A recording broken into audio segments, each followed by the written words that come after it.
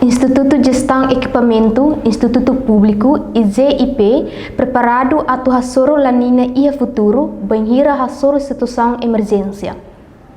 Declaração né, hato husi presidente IGP, Hermenegilda da Costa Laurentina, foi enhalau cerimônia entrega equipamentos pesados husi companhia tractorindo unipessoal LDA e recinto IGP, Colmera Dili, sexta-feira, loro sanu luresinsia, fulang novembro, tinan rua ronoresinida. Hermenegilda da Costa Laurentina nos informa, IGI hona experiência para calamidade, nebe acontece a lorong hat, fulang abril, tinan ne.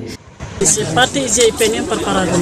preparado tambah ita ihan experiência calamidade de 4 de abril nya kata IGE serviço mutuk mapatin ho itene povusira terreno lulu ita hari iha situação emergência nya kata makine hirak ne be makia ami esforço para bela serviço iha situação emergência nya nelar e ami mos sente contente tambah se ami tata makina tolo